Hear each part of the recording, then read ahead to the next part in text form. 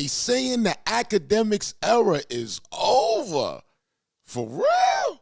They saying he done went from here to here. Yeah, we got to get into this video and see what the people talking about, man. Let's get right into it, man.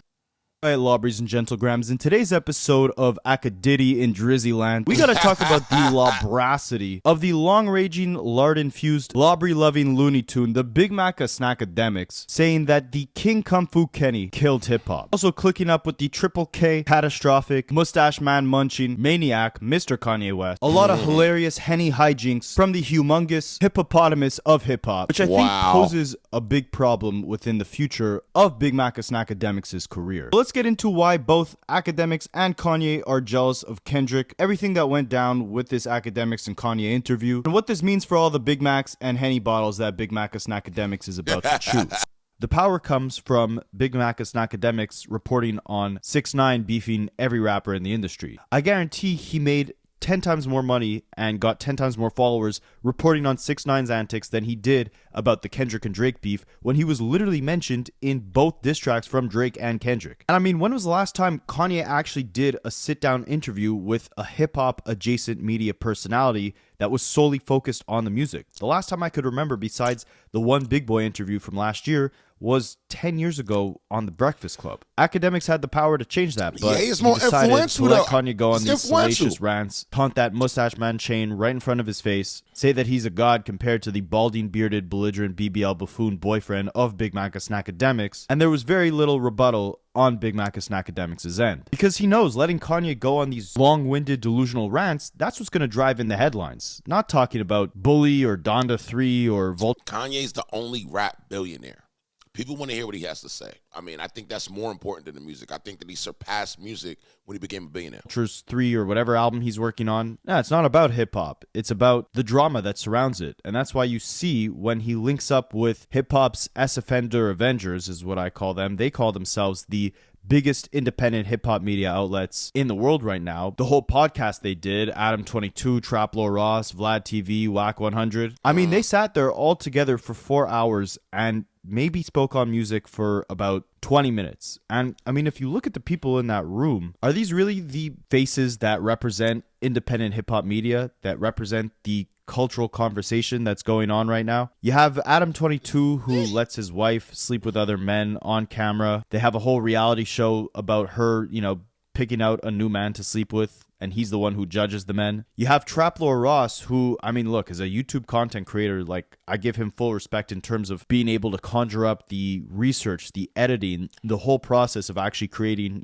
consistent 5-hour plus documentaries. But look at the topics he's talking about. It's all violence and murders and gangs and arrests. I can't remember the last time he made a documentary that was specifically focused on anything actually music. If people didn't watch it, he wouldn't do it. Related. And he obviously has this deranged obsession with the violent past of these rappers. I mean, his biggest video ever is a King Von documentary where he's talking about or linking King Von to the unaliving of 7 deceased individuals. And to celebrate the success of that video, he got a King Von tattoo with 7 skulls surrounding King Von, essentially to represent the 7 quote-unquote bodies that he claims King Von caught within his documentary about King Von. He did a documentary about this man who I believe paints his face as the Joker when he raps, like his alter ego is the Joker, but he also, I believe, took the life of Gilly the Kid's son. And while Traplo Ross is doing this documentary, he paints his face as the Joker. I mean, these are the type of people that are meant to be dominating the conversation within hip-hop. If he had it his way,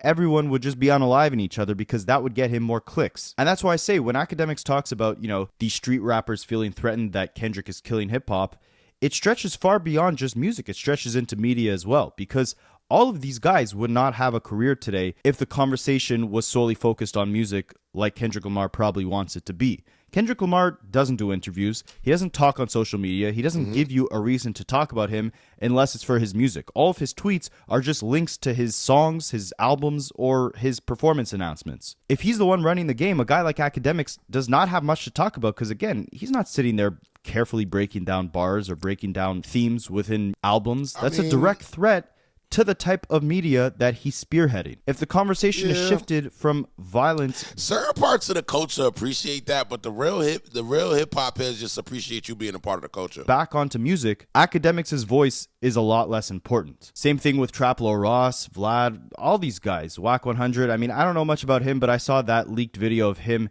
naked in bed yelling at someone on Clubhouse, and I think that tells you all you need to know about the type of energy he's bringing to hip-hop media. I mean, it says something where, you know, in that whole room of a bunch of heads, you could make the argument that Vlad might honestly be the most normal one in terms of the content he puts out. I actually don't mind a lot of the stuff that Vlad puts out. I don't really keep up with, you know, all the criminal gang stuff, right? Like, I'll follow the Vlad TV interviews when he sits down with Boosie or Tony Yayo, or he actually did a great interview with the super producer J.R. Rodham, who brought in Jason Derulo, Ayaz, Sean Kingston. He had an amazing sit down with that guy. Because nobody care about those interviews but you. You know, the state of music in the early 2010s, all the artists that he broke, how he started his own label, how he was producing, writing music, all the hits that he concocted, really giving a glimpse into behind the scenes on, you know, how the music industry operates, how you could actually get your foot in if you have a knack for producing but want to take things to the next level and start breaking your own artists, having your own record label.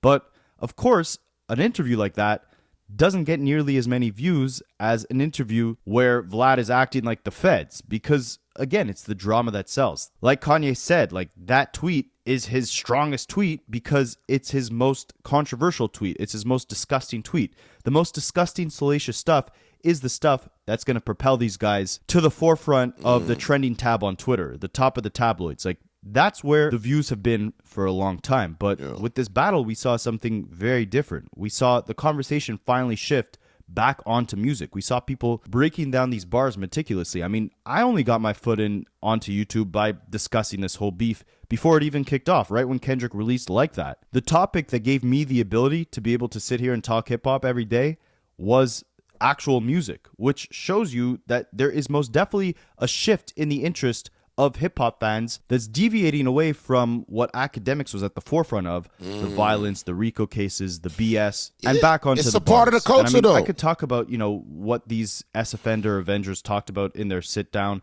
They were talking about, you know, how Ruby Rose, when she was dated Playboy Cardi or Travis Scott when she was under 18, Wack tries to, I don't know if it's defend it or just say that that's not necessarily illegal depending on where they were. Akademiks is talking about how he has an unreleased, you know, stream with her where she's talking about all that. Then they start going in on this whole Big U RICO case, which, again, I can't give you guys an update on that because I really don't know nothing about that. I'm completely detached. But they spend literally 3 hours of this 4-hour sit-down just talking about that, talking about snitching. And yo, how could you be a part of the culture and don't know what's going on? You know? That's all I'm saying. I mean, and that's what I think it is. It's like you either a visitor or you involved. RICOs and arrests and whatever. That's the face of hip-hop media. These guys deserve to be at the forefront of the conversation in hip-hop. Apparently, a lot of these guys were associated with Adam 22. They were his staff at No Jumper. And I mean, I know No Jumper for their most viewed videos, which are interviews with legends within hip-hop. XXX, Juice WRLD, that whole SoundCloud era. That's where Adam got his foot in. And that's what No Jumper initially was known for. But have you seen a No Jumper interview that was related to music or interviewing an artist that made any sort of noise since like 2018?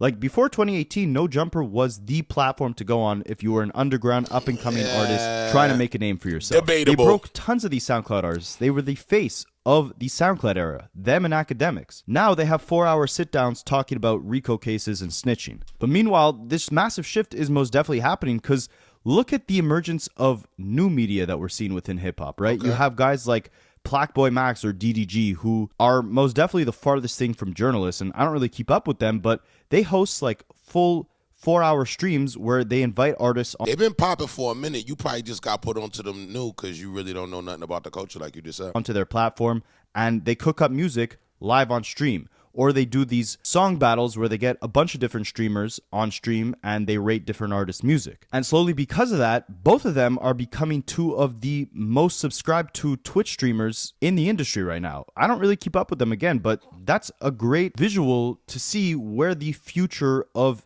hip hop media or hip hop content is headed towards. Simultaneously, you also have, all these amazing YouTubers, or I don't even know like necessarily what title to give them. Some of them are journalists, some of them are artists themselves, content creators, whatever you want to call them. Justin Hun, Curtis King, Big Kish, Screwface, Professor Sky, Jeremy Hecht. I'm forgetting a bunch of names, but there's an amazing new wave of YouTube media, which I'm sure if you've seen my channel, you've probably gotten tons of their videos recommended to you as well, where they're doing an amazing job at really shifting the conversation again off of the violence, off of the BS, off of the controversy, and onto the music and the positive change that a guy like Kendrick being at the top of the game can bring to hip-hop overall. I don't know if I mentioned Big Kish, but shout out to him. Let's get it. And then they branch off and do their own online shows, the Culture Uniteds, the Collective, the Bigger Picture. All of those shows being centered on the music. Shout out Big Kish. I watch his content too. Much different to the sit-down between Adam 22, Snackademics, and Vlad and all them that just happened. There's an amazing resurgence of collaboration and just refreshing conversation with new faces on YouTube, on these Twitch streams, wherever it is. And I hope one day I could be part of that conversation too. I'd love to collaborate with some of these guys that pop up on my feed all the time. They're amazing. And then you have Akademiks still getting all these big looks, right? Like Kendrick and Drake both name dropping him on their diss tracks. You have him sitting down with Kanye West here. Even Playboi Carti, who is probably the biggest artist of this generation, previewing his new album for Akademiks the night before it was released. Akademiks was able to break all this new information about the features of the project, what it would sound like, etc. And then a day later, he's not even discussing the music anymore. He's discussing the first week sales, the controversy about Kendrick being on the project. I mean, it's not about the music. Again, the music takes a backseat to the drama. And there's a change happening that's a direct threat to him. I mean, you could even see this with Tyler, the Creator, sitting down with Nardwuar. That interview got 50,000 views in the first hour that it was released. And that's just on the media side. I mean, they're saying that Kendrick killed hip-hop. Tyler just sold out 6 nights in the LA Staples Center. If he's really controlling the conversation, not giving any other artist the opportunity to shine, how did Tyler go on to do that? How did he go on to sell 300,000 copies in the first week with his most recent release? Meanwhile, all these rappers Akademiks talks about, Lil Baby, 6ix9ine, A Boogie with the Hoodie, whatever, they're barely selling albums or tours. Kendrick isn't a threat to hip-hop. He's a threat to the toxicity that Akademiks thrives off of. The bar has been raised. People want more. They don't want to be pacified anymore by the sexy, sleepy lullaby love songs. For a while Drake was at the top, all these artists could just coast because, like Kendrick said, the audience was pacified. You make music that pacifies them, he makes music that electrifies them. And it's a lot harder to make money when you have to make a good product to get recognition in any field, right? Like, if I could just have ChatGPT write up all my videos, my life would be on easy mode, right? I would just copy paste them, record the script, and put out like 10 videos a day. But it doesn't work like that, right? Like, you guys come for the rhymes or my opinion or some sort of human element, or I don't know what. Drop a comment on what you come to these Rapaholics videos for. But I know it's not to hear some generic BS formulaic nonsense take on something. And I think there's a silent majority that's craving for authenticity, that's craving for real music, real commentary, and I think that silent majority is getting louder. Like, there's always been an audience for the Kendricks, the J. Coles, but they take a lot of time off in between their releases. And in between that, there's Drake and 1,000 other mumble rappers to fill their spots. I mean, like Drake has said, they take time off to live their private lives with their families, with their kids. He's really, as he puts it, quote unquote, living that rapper life. So a Kendrick and a Cole, because they take a couple years off with each album, they don't feel as omnipresent. They don't feel like the main face of hip hop at all times. And it's the same thing in the media, right? Like, Akademiks has been able to maintain his spot where he's at because, I mean, taking a break is good and all that, and I agree with taking a break, but you can't take such a break that the people lose connection with you. And that's what I think is really going on with a lot of these, like, with Kendrick taking a 5-year break. I mean, 5-year break is 5 years. Either way you put it is 5 years, He is constantly on stream. He's constantly putting out material. I mean, I kept up with Akademiks for a long time. If you've been following him even for the last year, like, he probably spent over 20 hours going through anything related to that Diddy case that just came out. He's probably done the same thing with that Big U RICO case or the Young Thug RICO case. It's a part of the culture though, bro. But what's funny is he probably spent less than 30 minutes deciphering all of the diss tracks that came out throughout the battle, all of the new projects that we've got from Drake or Kendrick since the battle. Even the new Playboi Carti album, I don't think he spoke on that project for more than 30 minutes since it released. And he had the thing before the entire world. But now, like he said, you know, like these artists feel threatened because Kendrick has all the buzz.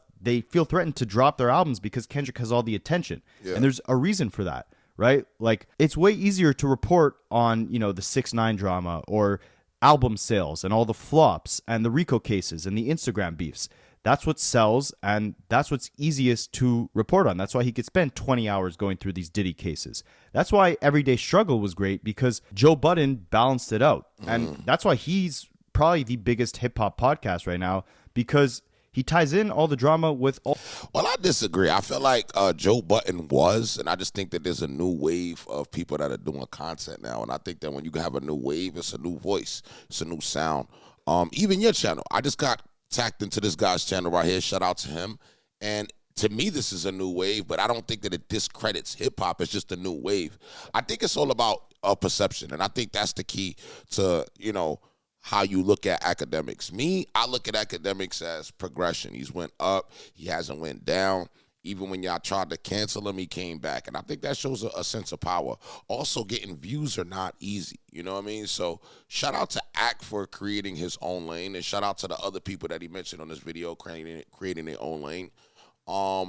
And I think that's really it. Do I think Akademiks Era is over? Nah. It was a nice try, but I don't think so. You know, I'm from Jersey, so I'm going to stay loyal to the gang. Anyway, make sure y'all subscribe. Hit the top bell. I got 3 other channels above my head. And I'll see you on the next one. I'm out of here.